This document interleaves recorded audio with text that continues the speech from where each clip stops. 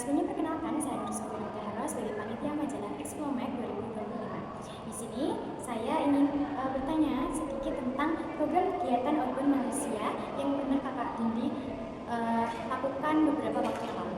Sebelumnya mungkin Kak Indi bisa perkenalan terlebih dahulu. Assalamualaikum warahmatullahi wabarakatuh.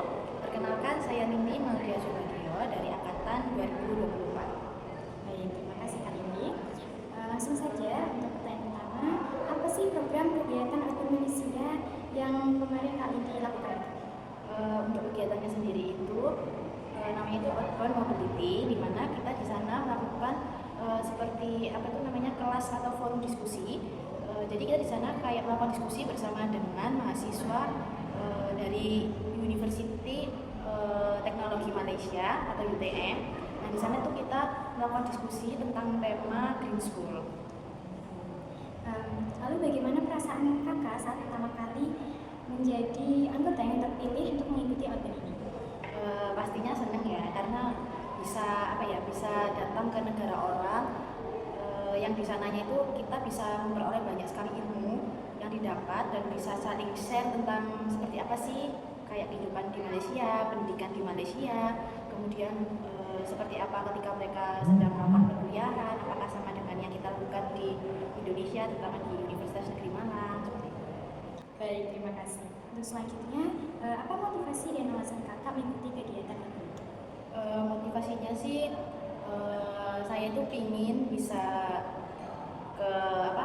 mengikuti Urban Mobility ini karena pertama itu saya ingin mendapatkan pengalaman dan juga kalau misalnya kita biar nggak ada di satu lingkup perkuliahan ini saja, tapi kita juga bisa explore lebih dalam tentang pendidikan yang ada di luar univ seperti itu, dan juga ingin lebih mengenal banyak orang sih, memiliki pengalaman yang banyak seperti itu. Ya, jadi untuk prestasi dan Selanjutnya, apa saja rangkaian kegiatan Urban Malaysia yang dilakukan oleh mahasiswa pendidikan IPA di sana?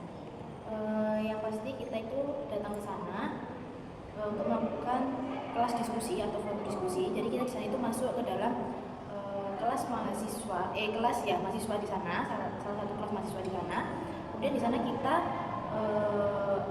melakukan diskusi bersama dengan mereka yang dipimpin atau dibimbing oleh dosen dari Indonesia, yaitu Budian dan juga Bu Rini. Tetapi di sana juga ada yang mendampingi Bapak Ibu dosen, yaitu ada Ibu Farah. Nah, di sana kita melakukan sharing session tentang pandangan mereka tentang green school yang ada di Indonesia. Terus kalau di sana itu ada apa enggak program kayak green school seperti itu. Jadi seperti itu. Selama di Malaysia, kegiatan apa yang paling berkesan menurut kamu? Yang paling berkesan sih pastinya bertemu dengan teman-teman yang ada di Malaysia ya, karena kan mereka meskipun menggunakan bahasa Melayu, tapi mereka juga bisa paham tentang bahasa Indonesia. Begitupun kita juga bisa paham bahasa mereka. Terus teman-teman yang ada di Malaysia itu sangat-sangat welcome banget ke kita. Jadi kayak tiba-tiba langsung akrab aja gitu.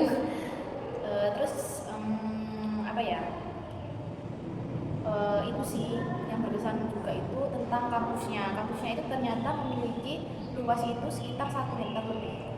Jadi kalau kita mau kemana-mana itu kita itu harus pakai transportasi, bisa pakai Grab atau bis sekolah yang emang sediakan dari universitinya untuk pindah-pindah ke fakultas lain, karena jaraknya cukup jauh ya. Tapi pemandangannya itu bagus, kayak banyak hijau-hijaunya, kayak lapangan hijau-hijaunya di lapangan golf ya, seperti itu.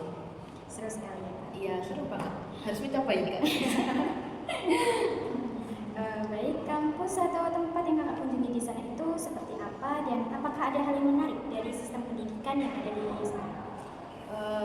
Yang pasti tempatnya itu sangat bagus ya, berbeda sekali dengan di sini. Tapi ya di sini juga bagus, cuma ada yang lebih bagus lagi. Ya seperti itu. Kemudian untuk pendidikannya, ternyata setelah saya kemarin berbincang dengan salah satu teman saya di Malaysia yang saya temui kemarin, ternyata mereka itu setelah lulus SMA itu tidak langsung masuk ke perguruan tinggi, melainkan mereka kayak mengambil suatu kursus dulu. Jadi kalau di Indonesia kan setelah lulus SMA kita langsung masuk ke perguruan tinggi. Nah di sana itu tidak, jadi bisa menjeda untuk mengikuti perguruan tinggi itu sekitar 1 sampai 2 tahun. Baru mereka bisa masuk ke perguruan tinggi.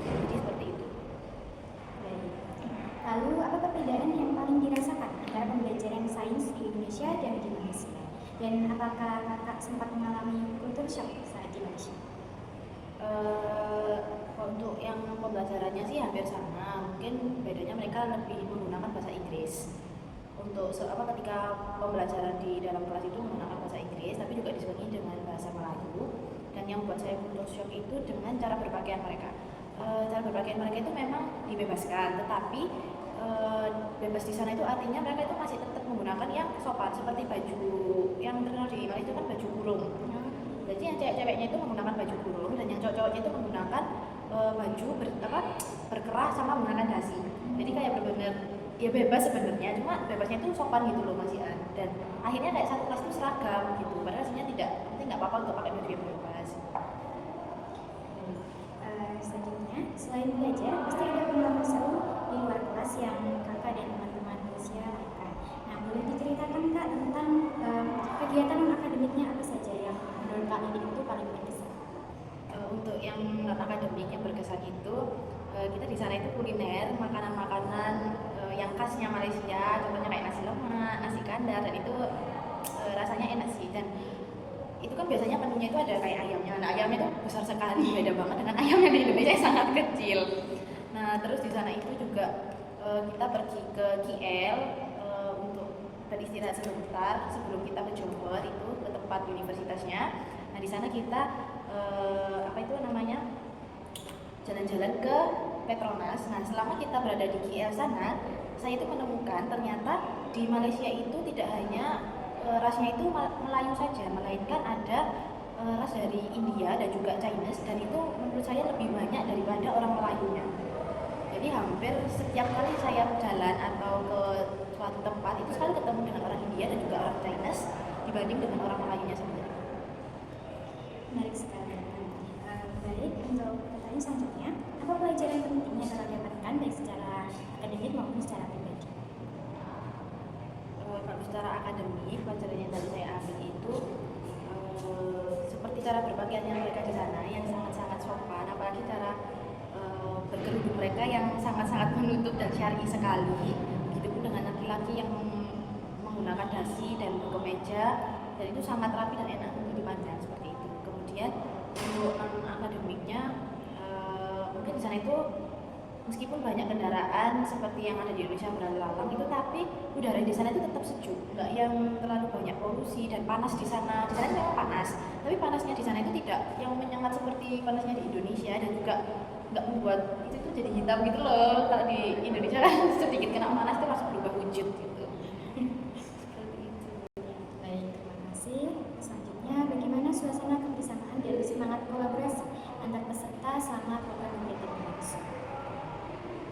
Ketika di sana kita kan juga baru pertama kali berkenalan, tapi kita sudah seperti apa ya, sudah seperti klub gitu loh, sudah nyambung. Kalau kita diajak berbicara, terus kita melakukan forum diskusi itu mereka itu paham dengan kayak pemikiran kita, dan pemikiran mereka itu kayak nyatu gitu loh. Dan kalau misalnya ada yang nggak sama, mereka itu juga memiliki pendapat yang ya bagus juga gitu loh. Dan kita nggak yang terlalu kesusahan bahasa, karena di sana mereka juga bisa bahasa Indonesia dan kita juga sedikit-sedikit paham tentang bahasa Melayu. Dan teman-teman kita juga sangat akrab dan welcome sekali sih sama kita. Sefrekuensi gitu. Iya. Oke. Jadi selanjutnya apa tantangan yang mungkin kakak hadapi di sana? Misalnya seperti adaptasi ataupun bahasa. Tantangan ya yang pasti itu bikin agak jadi kenangan lah. Itu tuh kayak kita di sana itu sangat sulit buat mendapatkan kendaraan umum seperti kendaraan Grab. Kan di sana juga ada Grab, tapi di sana itu kayak kalau kita sudah lebih dari jam 10 malam atau jam 11 malam itu Grabnya itu sulit banget dan harganya itu lebih naik. Dan saya itu punya pengalaman di mana ketika itu kita itu pulang agak larut malam. Nah, tiba-tiba Grabnya itu tidak ada yang kayak nerima gitu loh. Beda dengan di Indonesia, kayak meskipun malam pun juga ada yang nerima kan. Kita akhirnya jalan dengan posisi di situ tengah malam. Terus ada lagi saya sama teman-teman di sana itu kan mau ke bandara, dengan notabene itu waktunya yang maksudnya kita tuh butuhnya cepet-cepet gitu loh. Ternyata di sana itu kalau naik kendaraan Grab seragam itu harus sesuai. Kalau misalnya di situ tulisnya 4 orang, ya harus 4 orang. Beda dengan Indonesia. Di situ tulis 4 orang, tapi bisa masuk 7 sampai 6 orang. Di sana itu tidak bisa dan sangat kayak ketat banget gitu loh. Dan wajib menggunakan seat belt. Terus habis itu dan di sana itu kayak kita benar-benar diuji kemandirian kita karena kayak contohnya kita naik Grab, terus naik kendaraan umum kayak bis, kayak MRT itu kita harus bisa ngangkat koper kita sendiri untuk masuk ke bagasi mereka. Mereka hanya duduk dan membukakan pintu saja. Selebihnya kita harus mandiri. Terus lebih sulitnya berbicara itu ketika dengan orang yang bukan asli Melayu. Karena yang pengalaman saya sama teman-teman itu kita itu dapat Grab dengan orang yang dari Chinese, jadi mereka menggunakan bahasa Mandarin. Nah kita kan nggak bisa bahasa Mandarin, sedangkan pakai bahasa Inggris pun mereka juga nggak bisa gitu loh. Jadi ya yang kita gunakan ya bahasa isyarat, bahasa isyarat saja seperti itu. Tapi kalau untuk ngomong dengan orang Melayunya sih aman ya. Baik, kakak kan kemarin sudah mengikuti Outbound ke Malaysia. Nah, bagaimana pengaruhnya terhadap cara pandang kakak terhadap pendidikan sains setelah melakukan kegiatan itu? Yang pasti pandangan saya lebih menambah dari kegiatan itu, menambah wawasan bahwa kayak cara pendidikan di negara satu dengan negara lainnya itu berbeda, dengan memiliki ciri khas masing-masing, terus dengan cara pengajaran yang ya berbeda dengan yang ada di sini. Terus seperti tadi yang contohnya ternyata di sana itu kalau kuliah itu harus ada kayak nggak langsung kuliah gitu loh. Beda dengan di Indonesia kan yang langsung kuliah. Jadi di sana itu harus ngambil kayak kursus dulu, nanti baru dia kalau sudah siap baru dia boleh masuk di perguruan tinggi. Seperti itu kan salah satu kayak ternyata pendidikan di Indonesia sama di Malaysia itu ternyata ada perbedaan seperti itu. Sangat memuaskan.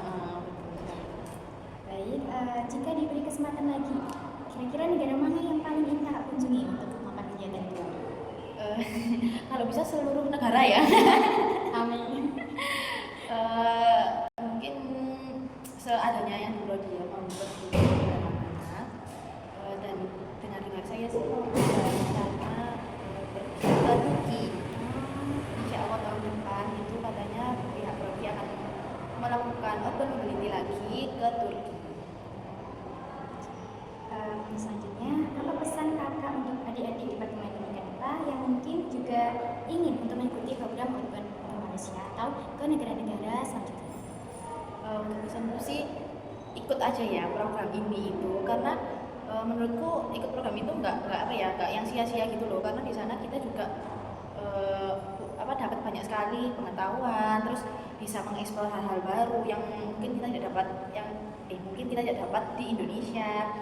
Terus apalagi ya, yang pasti kita menambah relasi juga ya dengan teman-teman di beda negara. Terus kita juga tahu di sana itu seperti apa sih pendidikannya, cara pengajarannya, terus bahasa yang digunakan dia itu seperti apa, terus ketika mereka kuliah itu berpakaiannya itu seperti apa. Terus